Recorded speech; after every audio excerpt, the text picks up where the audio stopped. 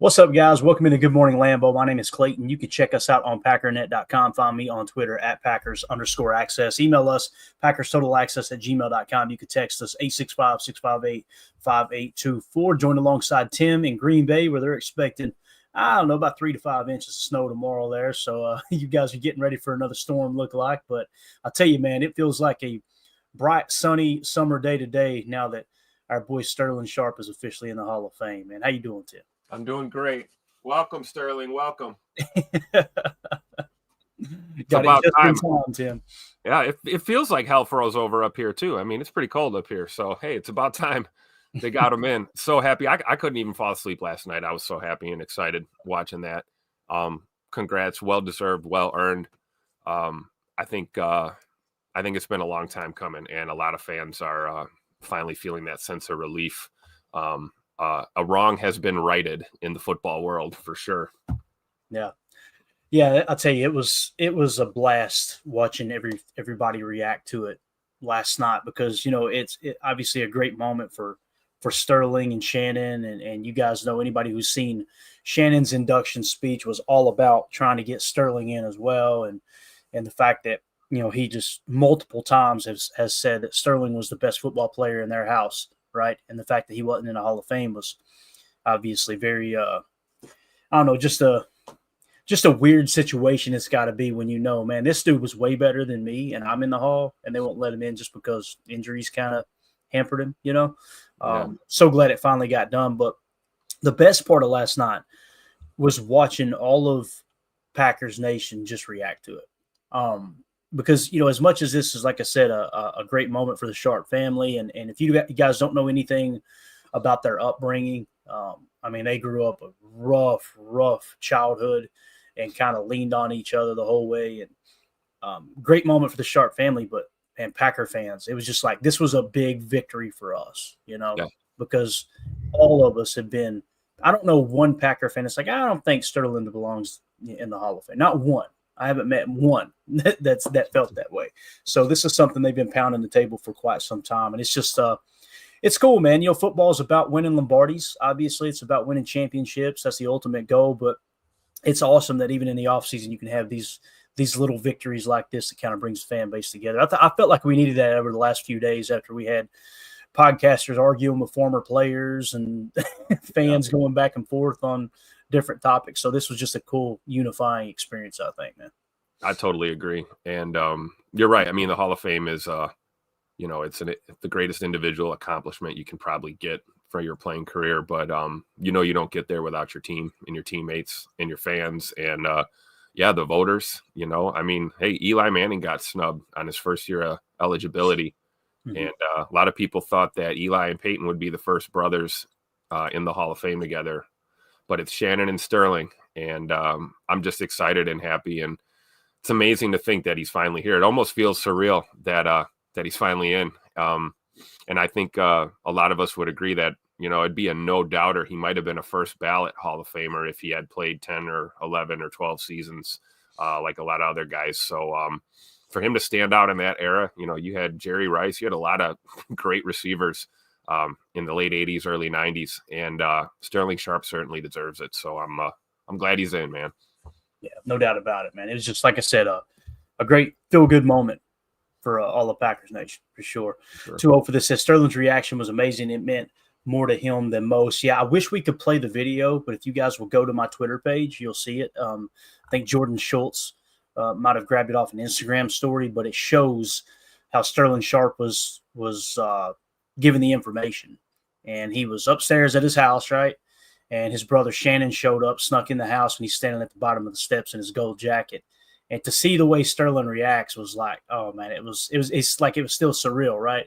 At first he's like, is this what and then you can kind of see he steps back for a second, thinks maybe not, and then it hits him. It's just absolutely awesome. So again, I wish we could share it, but we don't want to get hit with any kind of copyright or anything like that. I'm sure some knucklehead's already ripped it, put it on his YouTube channel, and he'll flag me as if he's the owner if we show it. So we got to be careful with that stuff. But there you go. All right. Some other news too, just kind of around football in general. I wanted to hit on this. We talked about how Deion brought in Warren Sapp. Coach Prime brought in Warren Sapp to the Colorado football team. Well, he's adding another Hall of Famer here Adam Schefter reported Colorado now has hired Pro Football Hall of Fame running back Marshall Faulk as its new running back. I'm telling you, man, Dion is building a bully over there, and people still roll their eyes about it. And here's the reality: when Dion came in the year before Dion showed up to Colorado, the team was 1-11, right? His first year, they went 4-8, so they literally tripled their win total, right? Really quadrupled, I guess you could say. And then last year, they jumped all the way to 9-4. At one point, they were ranked 16th in the entire nation. They went from a one-win team to the 16th in the country, right? And their college football playoff high ranking was 16. And at the end of the year, they finished 23rd in the college football playoff ranking. So this is something that's only going to do – it's going to do two things, Tim. You're going to get a guy who can coach up these running backs in Colorado and turn them into just awesome football players, but also the recruiting aspect. You know how easy it's going to be to recruit players when Marshall Faulk comes in your living room and says, hey, how would you like to come play running back for me? I think this stuff's awesome because it's cool to see since the NIL era has started. It seems like there's more former players jumping into coaching. And I was really excited when NIL broke loose in college football like this. I felt like it was going to be college football is going to truly feel like the minor leagues of the NFL now. And that's what it kind of feels like to me. But what do you think about Marshall Faulk going over? Dion, man, he's doing it upright, no doubt. For sure. And I mean, you talk about that. We all have that list of like our favorite players that weren't necessarily, Packers, right? And man, Marshall Faulk is on my list, dude. That guy was so fun to watch. You talk about all-time great player, one of the best running backs I think the game's seen, arguably ever, but certainly in the last 50 years. Just a fun player to watch, and it's going to be fun to watch him grow as a coach and really see how he coaches up those backs down there in Colorado. So I think you're right, man. NIL has kind of changed the landscape, and it's making these jobs a little bit more enticing for these former players. And even if they don't have aspirations of coaching in the NFL or being a coordinator one day, some guys do prefer that route of just developing the youth and the young talent. So it'll be fun to watch Marshall Faulk at Colorado, man. I think that's a great hire. And, Marshall Faulk, his career lasted well into my adulthood, but some of these names that are being mentioned now, like just even in the chat here, like Ben Holden talking about the only player who was better than Sterling Sharpe during his time is Jerry Rice. Like, these are all the players that were playing when I was a kid. Yep. And it's just so cool to see their names kind of coming back up now, right? Whether it's the Hall of Fame or like Marshall Faulk, obviously, came on a little bit later there, really dominated in the early 2000s with the Colts and then the Rams. It's neat to see these guys still around the game, if that makes sense. 2-0 for this says Colorado is going to be the 2000s all-decade team, no doubt. No doubt. That's a really good description. Drew D says there was a real shot Sterling Sharpe could have never gotten in. He was a good media commentator as well. That's the thing, too, man. I personally like it when former players are announcers. I don't know how you feel, Tim. I know Tom Brady got raked over the coals this year, just like Tony Romo gets raked over the coals, just like Troy Aikman gets raked over the coals. I always roll my eyes at that stuff. Everybody has bad moments. Don't get me wrong. I'm not saying they're perfect, but if you remove the bias of hating a player, right, and then you also remove the bias of, hey, listen, if your team's losing and they're talking about your team losing, you're going to say, oh, I hate these announcers. They're so biased toward the other team. They're going to play to which direction the game goes in, but I would love to see every announcer be a former player, me personally. I'm not one of these dudes that's like, no, these are the media's job. They need to stay out of it. I want to know from a player's perspective, what are you seeing on the field right now? But I guess everybody watches the game a little different, Yeah, I mean, that would be the whole point of bringing in a former player, right? You want that expertise. You want someone that played the game, that was in between the lines and understands it. And, yeah, I mean, they're not going to be our favorites all the time, but it's the information and the analysis that you really want, Say what you want about Tony Romo, man. The guy knows football, It is what it is. Same thing with Tom Brady. I don't think and there's a lot of people that, love Tom Brady and there's a lot of people that hate Tom Brady, and that's just going to be what it is. But it doesn't change the fact that dude's one of the all-time greats and is going to give you some football knowledge if you can get past your bias and just listen to him. So, no, I think it's cool. And that's a great point too, that I almost forgot about that, his broadcast days. Just another thing to add to Sterling's repertoire there for sure. But I would agree with the comment that, if you're talking about wide receiver in the 90s, man, it's Jerry Rice and Sterling Sharpe better be the first two names out of your mouth for sure. Yeah, no doubt about it, man. And again, for the players that were actually inducted or being inducted into the Hall of Fame, let me get that full list for you guys. I know Holmes MD once says Calvin Johnson was pretty good. Absolutely. Josh Martin, I like Brady as a commentator. I do too. I think me and Josh Martin are the only two people on the face of the earth that, that does like him. But yeah, I think he does a good job. He's gonna get more comfortable as he goes along. I really do. So here are the players that were inducted in the Pro Football Hall of Fame class of 2025. Jared Allen, edge defender. You could call him defensive lineman in general. I think he might have lined up inside a couple of times. Jared Allen from the Minnesota Vikings. He was just an absolute thorn in our ass for so many years as Green Bay Packer fans. Then, of course, Sterling Sharpe from the Green Bay Packers finally gets in. Eric Allen. I think he was a running back, right? Am I thinking right? Eric Allen was a running back, or was he a DB? I think he was a running back. Was he a running back? I believe of course, so. Antonio Gates from the Chargers. The greatest tight end of all time. Seriously. Antonio Gates. Some people roll their eyes Antonio. No, Antonio Gates was dominant. He was dominant, man. It's a shame that he never won a ring, Tim. But yeah, Antonio Gates is one of those dudes, a basketball player, if I remember correctly. They kind of tried to convert to a football player, and obviously he took off. That dude. You can ask any of your favorite tight ends right now who their favorite tight end was. Most of them are going to tell you Antonio Gates. We don't have Gronkowski and Travis Kelce and these guys without Antonio Gates, man. He was just an absolute monster out there. He was, and you think at the time, too, of the players that were in that same locker room, like you had LaDainian Tomlinson, right? He was Hall of Famer, obviously. Yep. Antonio Gates was in there. I think it was at the time, I want to say Drew Brees was there for a little bit of LaDainian Tomlinson's time, but I could be wrong. But they went to Phillip Rivers over Drew Brees real quick. And Phillip Rivers, some say, he could be a Hall of Famer. Maybe he's not. I don't really care either way enough. That probably tells me he isn't a Hall of Famer, to be honest with you.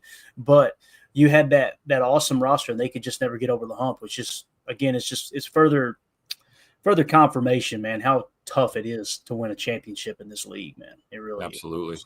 So, Absolutely. All right, let's see if we got anything else in here. J. Cole said, I'll definitely take Gronk and Gates over Kelce, no doubt about it. Yeah, 100%. Yeah. Kelce is the choice route master. Yeah. He's that dude's going to run out there and go, and his quarterback's just going to stare at him the whole time. He's going to go, what are you doing? Okay, you're doing it. I'm just going to sit down right here. Right. I'll take Gronk, Gates, and Tony Gonzalez over Kelce. Gronk was, to me, in my opinion, Gronk is the greatest tight end ever play the game. He certainly might be the most complete tight end to play the game. You could line him up in line, true Y, and he would put a all-pro defensive end on their ass. And then you could flex him out in the X, and he could burn a cornerback D. It was just wild what he could do. It was so wild, especially in his prime. Now, those latter years, the shoulders all banged up and everything, got the huge brace. He's kind of limping it along. And here's what you got to really take into consideration since it's draft time too, Tim. This is important fact.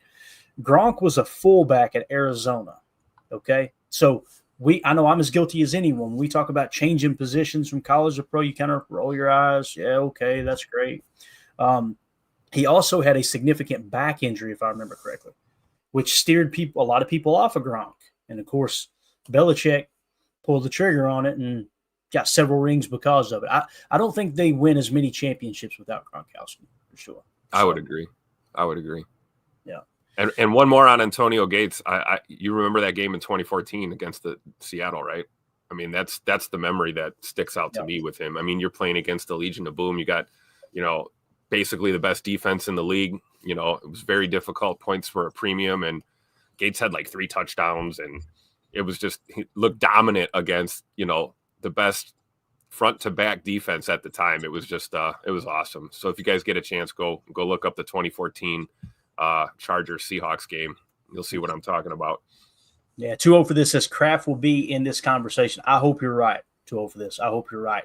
And I think you are.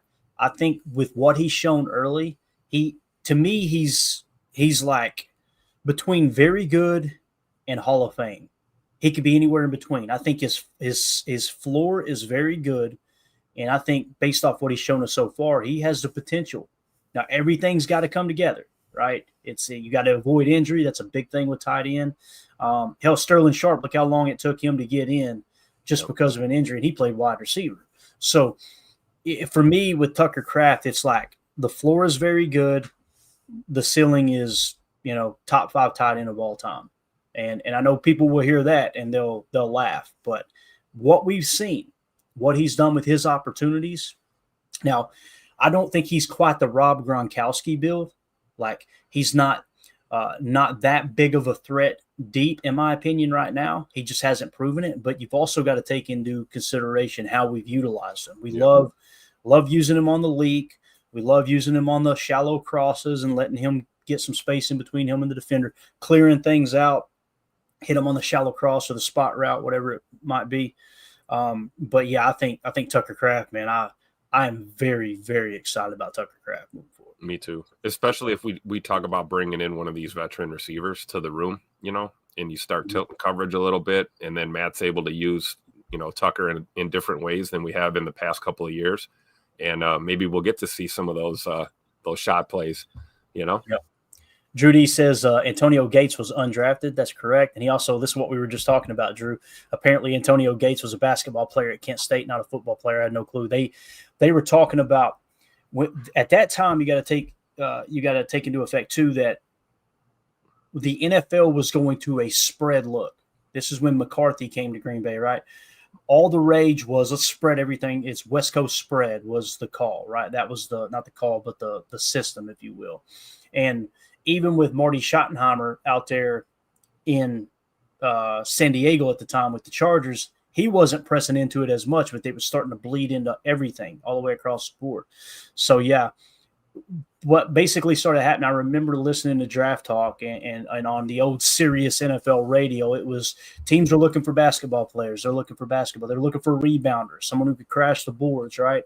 Antonio Gates was one of those dudes. So, yeah, former basketball player for sure. Really, really cool seeing that.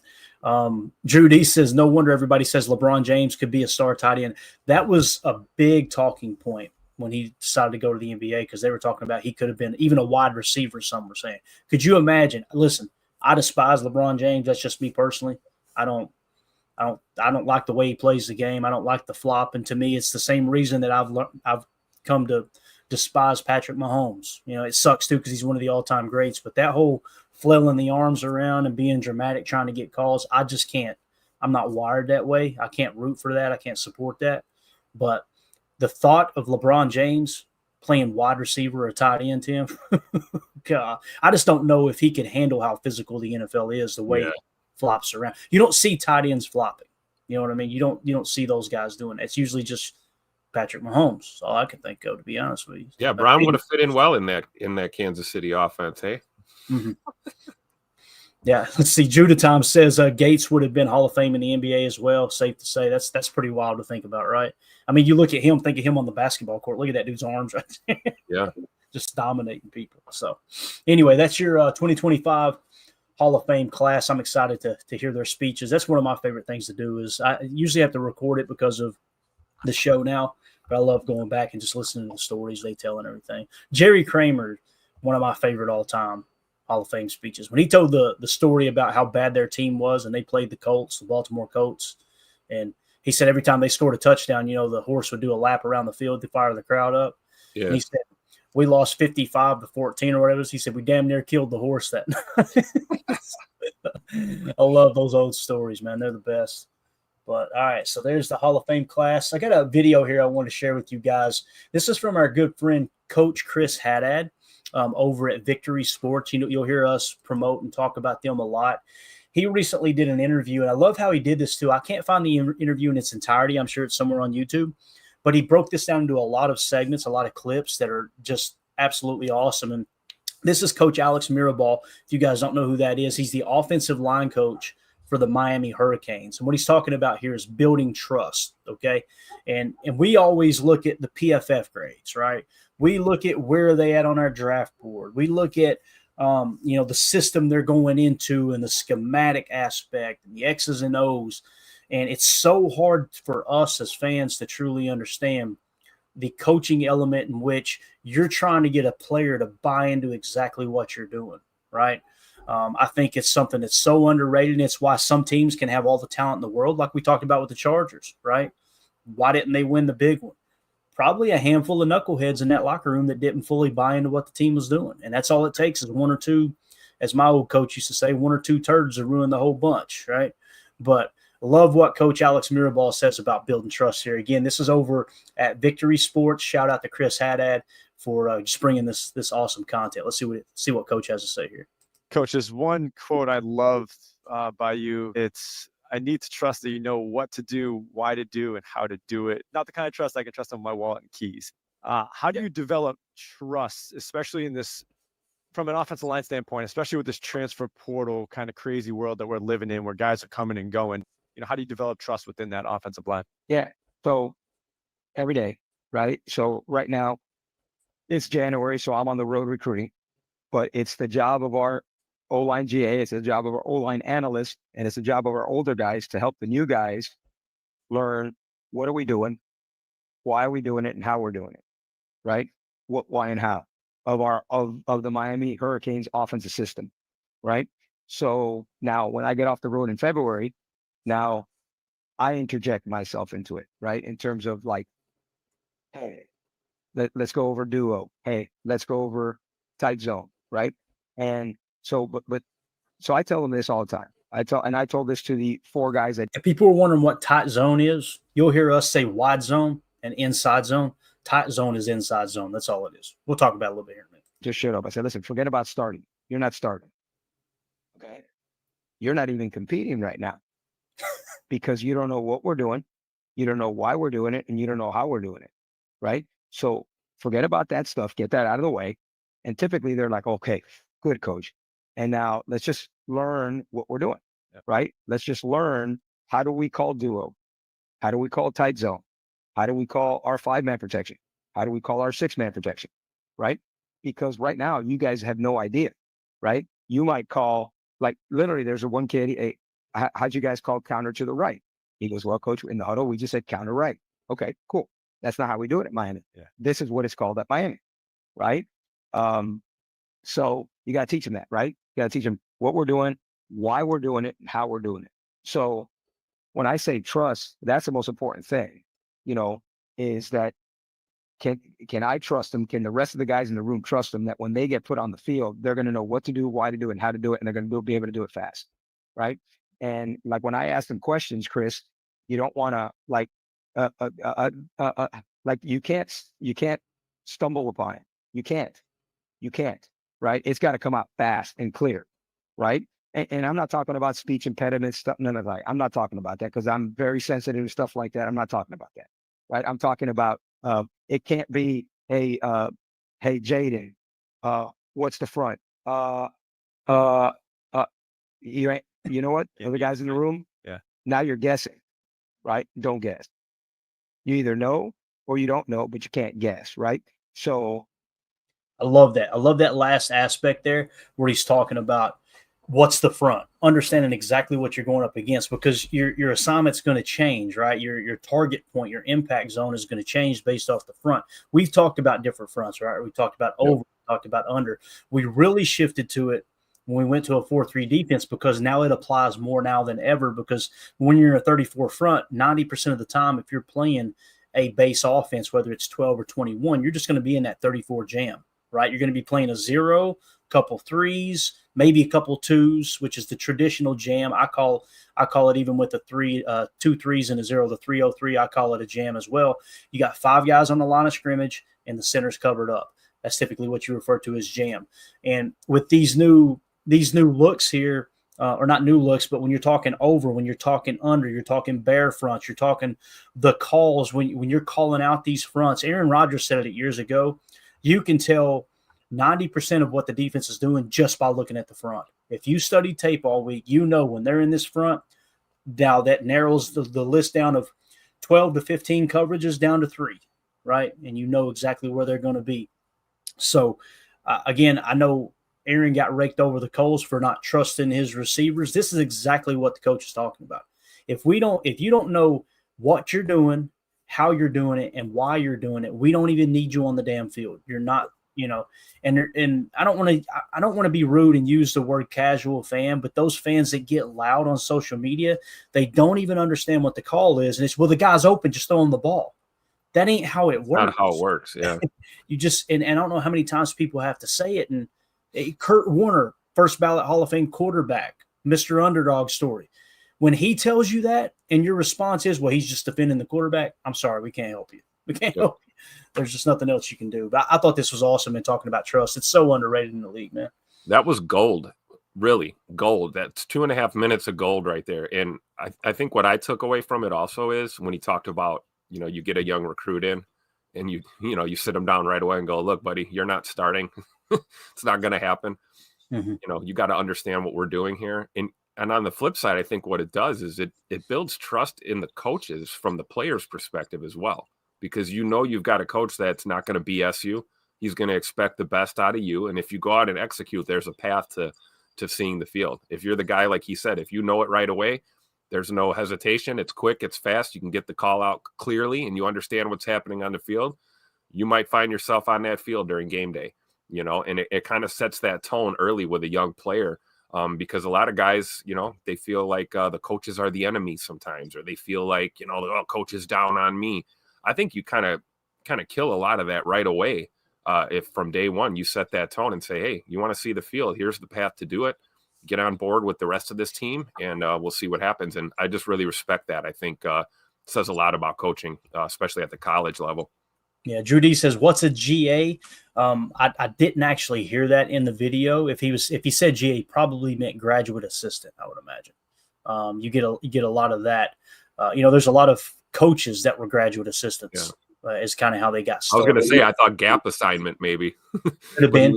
Yeah, but I think you're right. I think he was talking about his staff, right? It could have been. Yeah, there you go.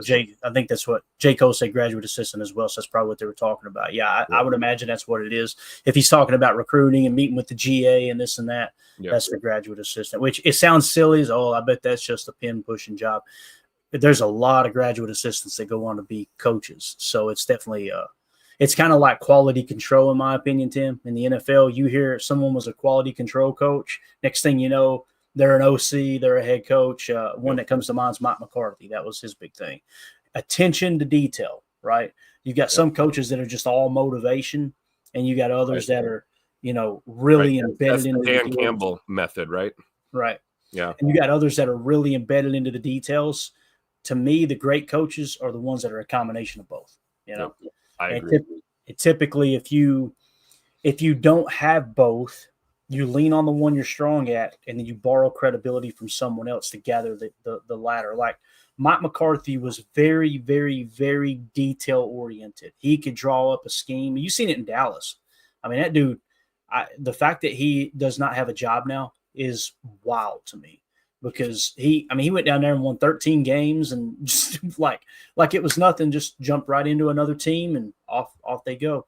But the motivational aspect, he doesn't have as much. Well, I always talk about, I bring it up for the Super Bowl year. He brung in a guy to kind of help with the psychological side of the game, kind of that dude he could lean on for a little motivation, things like that. And they were talking about the night before in the hotel when I think it was I want to say it was CJ Wilson. I could be wrong, but there was one of the young defensive linemen could play a piano. And he said they were in the hotel lobby and he started playing that piano. Next thing you know, the team kind of gathered around. They were singing a Christian hymn while he was playing that piano. And he said that team doctor, that psychologist, psychiatrist, whatever the technical term is, leaned over and nudged McCarthy and said, "You just won the damn Super Bowl." That's what he said. Because you need that unity. You need that kind of motivating where everybody's bought in and you don't have a turd in the punch bowl like we were just talking about, right? And I love that coaches are starting players early like that too, because in today's NIL, I tell you, the one that talks about it the most, everybody looks at Deion like, oh, he's just buying players. He's buying players. No, Deion's the opposite. Deion says, if I sit down in somebody's living room and the first thing they say is, how much money are we talking, coach? I'm out of here. I'm out of there. Yep. Yeah. That's not the guy I'm looking for. So pretty cool. Let's see what else we got in here. 2-0 for this says, it's the same as any job. You need to be able to trust the people you're working with. It's so true. It's so true that, you know, especially a job there's some danger involved, you know. I've experienced that firsthand with different work I've done with steel and concrete work and being on being on a grade beam 45 feet in the air, and you're depending on the guy running the concrete pump that I'm hanging onto the chute illegally, by the way. Hopefully OSHA's not watching. And you're walking a 12-inch beam holding that concrete chute with a boom that's 150 foot long. And then you got the guy next to you who's communicating with the guy running the boom. You're holding on to the boom, hoping he makes the right call. He knows exactly where I'm going and what I'm doing. You got a spotter behind you ready to help grab and assist if you do lose bound. Like, everyday job, everyday work, that stuff comes into play. There's no two ways about it. Yep. And if with the football, it's with the game of football, it's not so much dangerous as it is. There's this much room for error, right? Oh, yeah. And that's why 12 was constantly pissed off when people wasn't in the right place, Because all it takes is one guy to miss an assignment. The whole play is blown up. Yep, no doubt about it, man. Drew D says, with college players getting paid, I was thinking that provides insight into what games will be driven by money and what guys will be more team guys in the NFL. Yeah, you can look at it a multitude of ways, It's like, okay, if a player is just chasing money, game probably doesn't mean as much to him as it does the player that's like, hey, is this the perfect spot for me to build my college careers that'll propel me into the NFL? And along the way, build those awesome friendships and team camaraderie that's going to lead to a potential championship, right? So, yeah, it's a great point. Great point for sure. All right, let's go to the Patreon group. Tim, you got anything you want to hit before we jump in the Patreon questions here, man? Anything? I guess we should mention it. We give Bears fans a lot of crap a lot of times, but we should send our condolences to the Chicago Bears. With the passing of Mama Bear. Yeah. That's kind of the rivalry between the Packers and the Bears is well documented. We understand it. But these two teams' histories are forever intertwined. And, we just have to take a minute and send our condolences to the Bears for sure. The McCaskey family and everybody. Yeah. Absolutely. And we love to look at the Bears fans are the ones that we have a hard time with, especially they're toxic fans, right? Right. Yeah, I've had some good experience with Bears fans over the years too, don't get me wrong. But when it comes down to it, the history of the Packers and the Bears, Chicago and Green Bay, man, they leaned on each other for so many years. Yep. Like Papa Bear helped bail the Packers out and helped drive interest in stock drives to keep the Packers afloat. But at the same time, Papa Bear knew, man, if Green Bay's not here, we draw our best crowds when Green Bay comes to town. So you take care of each other. So, yeah, man, yeah, when it comes to people passing and people that have been, whether you think that she was a pioneer or not of the game, she's someone that's important in the history of the game, in my opinion. Definitely want to send our condolences over there. And, again, it's bigger than football, man. When stuff like that happens, everybody put your swords down for a second. Yep. Let's respect the fact that they added to the game, and it'd been real easy to just go, this doesn't mean anything to me. I'm going to sell it and move my life. I'm going to move to a beach somewhere. But she wanted to be in and around the game for so long. I think it's awesome, man. Even if she wasn't like the one like Jerry Jones pulling the strings, right? Right. Yeah, it's pretty cool. No, it's bigger than football, no doubt. All right, let's go to the Patreon here. Thank you for bringing that up, Tim. I appreciate the reminder there, man. For sure. Big Cheese Meat Packer over in the PTA Patreon group. If you guys want to join the Patreon group, scan the QR code in the upper right, send you to Packer Fan Total Access over at patreon.com. And we got a multitude of chats in there. We're going to be doing giveaways and stuff. I'm actually sending off 2 pieces of memorabilia today to winners, one of which we found David James. He was in Australia. So we're sending our first international package. Wow. As far as a giveaway. So, yeah, it's pretty cool that we got listeners all the way across the globe. But yeah, if you guys, like I said, you want to join that, just scan the QR code. That'll send you to the right spot, or go to patreon.com/Packer Fan Total Access. We're going to be doing a giveaway again here real soon. Big Cheese Meat Packer says, as a family of Hokie alum, hearing from a few Virginia Tech player names on our board is very exciting. I know we've touched on Aeneas Peebles and Dorian Strong a good bit, but would love to hear a breakdown of defensive end Antoine Powell-Ryland. I know Jake Shavink sounded excited over him in one of y'all's mocks.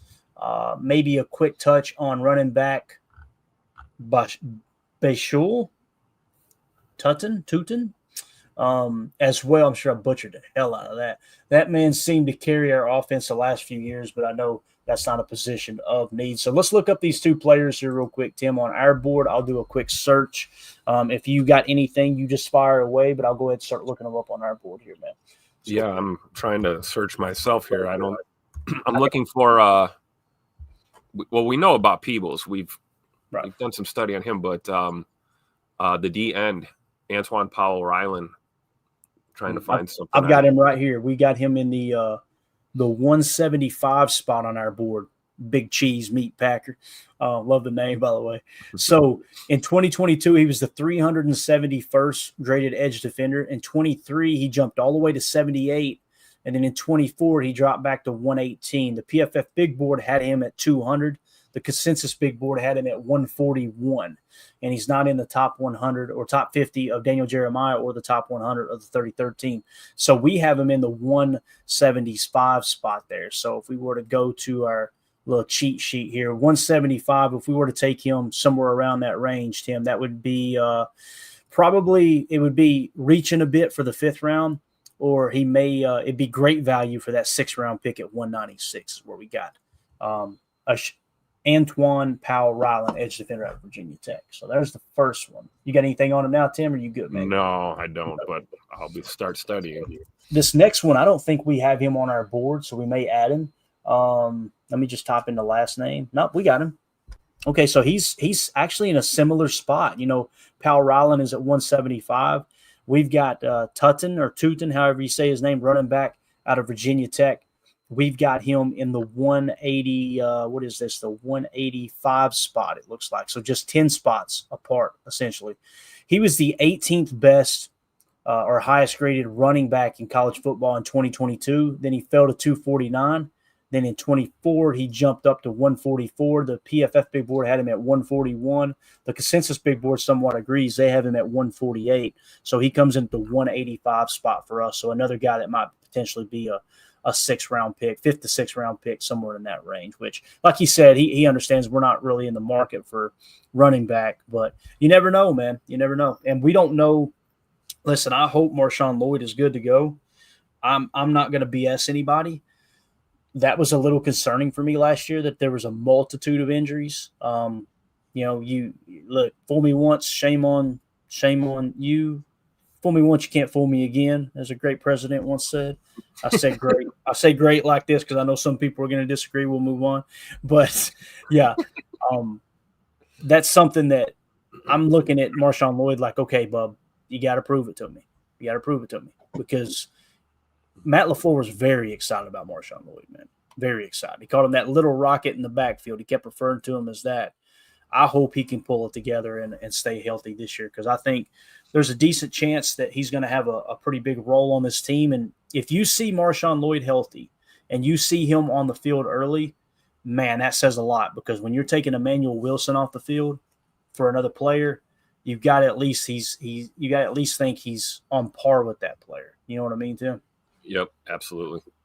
And it's concerning. Anything hip or lower leg with a running back, man, you got to watch those that type of injury, man, long term. So hopefully he's good to go this year. Yeah, for sure. All right, the next player that he mentions in here, Big Cheese Meat Packer, says, also would love to hear a little more about Alec Onyemanor, wide receiver out of Stanford. Emilio should know him from NCAA 25. Dude was always top portal target in career mode, but also Ryan Schlipp loves him. So curious what y'all's thoughts are there too. I almost took him with a mock that I did this morning. I took Drew D's advice and went over to Pro Football Network and did a mock draft by myself this morning just to kind of get a feel for their system. I think we can make that work on a live draft moving forward. But so Alec Onyemanor, however you say his name, wide receiver out of Stanford. He was at the Senior Bowl. He is in the 68 spot for us, Tim. So you're talking about a dude that when you look at our picks here, probably somewhere between a 2nd to a 3rd round pick. If Goody has a higher grade on him, that might be the 2nd round draft pick at wide receiver if we go that route, right? But at 22, he was injured in 22. We do not have a grade for him. So you think, okay, that worries you a little bit. Well, he stayed healthy in 23. He was the 140th graded wide receiver. At 24, he was the 160th. So on the surface, you go, don't look that good, right? PFF Big Board has him at 31. The consensus big board had him at 48. The 33rd team has him in the 43 spot here on their most recent one. And Daniel Jeremiah must have him outside of his top 50. So the thing that's bringing him up our board, Tim, is the PFF big board and the consensus big board. The grades are what's pulling him down a little bit. So I would be a little more hesitant on Ayumanor as I would, someone like a Jaden Higgins or someone like that who's just dominated multiple years according to PFF. What's your take on him, man? You got anything to add to that? Yeah, he's 6'2", 210. So he meets my qualifications. Bigger body type of receiver. Yeah, I mean, the grades kind of hurt him a little bit. Also, I was looking at, he played like, I don't know, what was it, 12 games in 2024? Yeah, 12 games here. Just shy of 1,000 yards, 6 tutters this year. He played at Stanford, so that's kind of tough too to gauge the talent. But I mean, they played against some pretty good schools this year, and I think it's fair to have him where he's at. And I'm not as high on him as I am on some of my other receivers, but I certainly would not at all be disappointed if he was the pick. It's not. I talk a lot about Jaden Higgins, but there's a good crop of talent here that I think will be on the board in the second round at least. And right. I think Alec is one of those guys. So we could do a lot worse at receiver. Yeah, and he when you look at his snaps here too, 407 out wide. He had 62 in the slot, so he's not really. I wouldn't consider him a slot receiver, although he can line up in there from time to time, which every receiver should be able to for a multitude of snaps, right? Yep. His best game of the year was at NC State, a 90.3. But some of the bigger games that he played in here, let's say like at Syracuse, a 66.9, at Clemson, 63.9. At Notre Dame, 64.5. Wake Forest at home, 74.4. At Cal, 71.7. And I think that's at San Jose State, a 72. So for me, I'm not as big on him. Again, I wouldn't be surprised if he's the pick. It's just he just kind of looks meh for me. He really does. Yeah. There's too many questions. And in my opinion, there's other prospects that'll be available at the wide receiver position when he is that I would have higher. That's just my personal opinion. I could be completely wrong. But his grade versus man coverage is solid, 76.9. That's above the three-quarter mark. His contested catch rate is median line 48.3%. His drop rate, Tim, is 8.7%. That's well below the median line. Receiving grade 74.3. And then his yards per route run is right at the median line at 1.9. So I'm not saying he's a bad player, Big Cheese Meat Packer, but I think there's several people that I would have above him that would probably be on the board at the time that we would pick him. So like a Trey Harris or a Jalen Royals. Yeah, there's several here. Like Pat Bryant. Let me do this since you brought that up. Let me sort my board by wide receiver, and I'll tell you the receivers I've got above Alec Ayumanor. Okay, I've got Tetero McMillan is number 1. Emeka Egbuka is number 2. Luther Burden's number 3. Matthew Golden's 4. Trey Harris is 5. Xavier Restrepo is 6. Jaden Higgins is 7. Then Ayumanor is 8. So he's my 8th best receiver as the board sets right now. So he is above Jack Besh, who's 3 spots below. Jalen Royals is 1 spot below Jack Besh. Pat Bryant's like 3 spots below Pat Bryant. So just to put that into perspective, I'm not saying he's a bad receiver. It's just if he's on the board and Jaden Higgins is there or Trey Harris is there, I'm going with one of those guys, right? But there is a scenario there in that situation where he could be the best wide receiver on the board when we pick in that second round. There's no doubt about it. If that's the case, hey, I can't go against the pick. So, all right, appreciate that, Big Cheese Meat Packer. Last one here, Greg S. says, you might have talked about Jacob Parrish already, but he seems like a solid slot cornerback. He met with the Packers at the Senior Bowl, and every write-up says he is elite at reading routes and contesting catches. He is a great one-on-one tackler and good supporter. He was the vocal leader of the Kansas State defense. He is undersized, but he says he models his game after Ja. Very interesting there. So let me pull him up. Tim, you got anything on Jacob Parrish, cornerback here, man? Graded out as a 74.6 in 2024, according to PFF. Mm-hmm. Looks like he played predominantly on the boundary, but just underneath our threshold for slot corner. 91 snaps in the slot. We usually look for what do we say, 100 or more in the slot to kind of qualify. That's so close, though. That's it's close. pretty close, right? So I think he's played in the box 44 snaps. I mean, they clearly use him in blitz packages. He's had snaps on the D line. I see what you mean with the size. He's 5'10", just under 200 pounds, so a little bit smaller. But sometimes that's good with a DB. Sometimes the oversized corners can struggle at times. So I think he's certainly worth looking. Where do we have him on our board? I know he's on our board. We got him at 145 is where we got him. Okay. Yeah, Jacob Parrish, he's a cornerback. We got him with the V. We listed him as versatile. So I bet he had box snaps along with those slot snaps that kicked him up into the versatile column for us. Like I said, we got the cheese logo next to his name here, which meant the Packers did meet with him at the Senior Bowl. PFF grade in 2022 amongst cornerbacks, he was 403rd. 23, he was 402nd. In 24, he jumped all the way to 176. The PFF Big Board had him at 113 at the moment. The Consensus Big Board had him at 138. And the 33rd team has him in the 81 spot. So the 33rd team grade right here is what really is kicking his grade up big time. So we'll see where Daniel Jeremiah ends up having him in the top 150 of his board.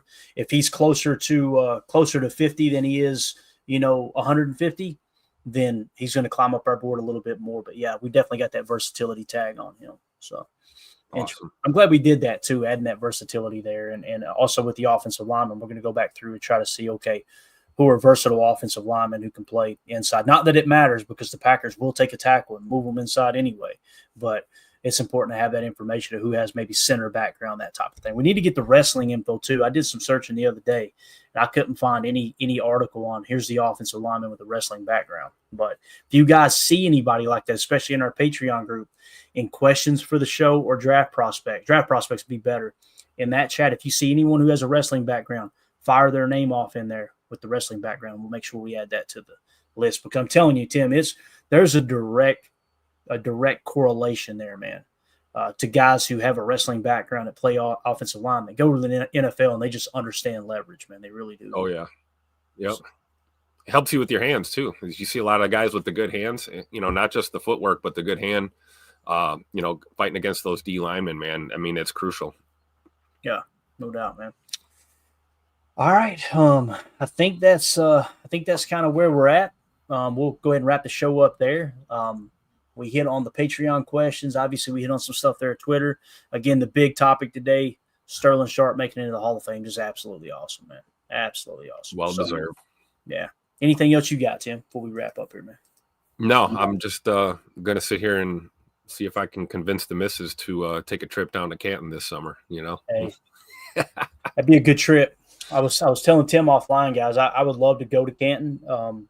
It's just my busiest time of the year. Yeah. And I'm 42 now. I'm starting to look at, okay, we're about to shift gears into the next stage of my life that I may not be doing what I'm doing much longer.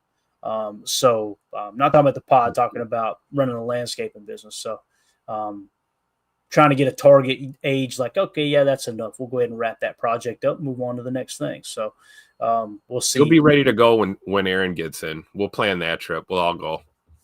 Yeah, that's going to be at least 4 years from now, possibly 5, right? Yep. If he plays another year. I'd be 47. Yeah, that might work. Probably make that work. For sure. But just the summertime is crazy for me. I'm telling you, man, I would spend a lot of time in the off season in Green Bay if it wasn't for what I'm doing. So 2-0 for this, says Clayton. A-Fam says you ain't kicking the bucket yet. I don't know, man. There's some days I wake up and go, this might be it. This might be the last day. 2-0 for this, Clayton. Joining the Space Force. Space. You ever heard of Dr. Steve Brule, Tim? John C. Riley did some videos. You can find them on YouTube. I think I remember that. Bro, that guy he's a nut. Dr. Steve Brule. He had one where he's talking about space. People are going, Clayton, it's not funny. We don't know what you're talking about. Go YouTube, Dr. Steve Broyle. I think it's Bruhle. If you don't like stupid comedy, you're going to hate it. But if you like Dumb and Dumber type comedy, oh, my God, he'll have you in stitches. So AFAM says, AFAM living to hundreds easy. That mustache, you better, man. They're gonna use taxidermy to preserve that mustache that AFAM's got. You know what I mean? So, all right, that's it, guys. We're out of here. Appreciate everybody hanging out with us. If you would hit that like button on the way out, and we will see you tonight for PTA Live. Full disclaimer: tomorrow there will be no shows. Okay, I'm going out of town. Got to go to Lexington. We're going to watch the Cats play a little ball. I hate basketball, but my sister absolutely loves basketball, so we surprised her with some tickets to Kentucky Wildcat game. I've already been looking at the menu. I'm going, yeah, give me the nachos. The nachos are looking good. So that's how I'm going to make this trip work. You already called your order in? They know as soon as you get in? Me and my oldest sis, we don't get to spend any time. We've missed out on a lot of time together over the years. She watches the show a lot. Just one of the most special people in my life. And it's going to be awesome to go up there and watch a ball game with her. Who knows, man? This might get me back into basketball. You never. I'll tell you this: college basketball is a lot more tolerable. Yeah, I was just going to say, if you're going to watch hoops again, stick with the college. Exactly. All right. Appreciate y'all's time. Hit that like on the way out. We'll see y'all tonight. PTA Live, 7 p.m. Central. Tim, thank you for your time, man. Thank you, Clayton. See you later. Have a great day. Stay warm out there. We'll see you. There we go. Nice. Bye, guys.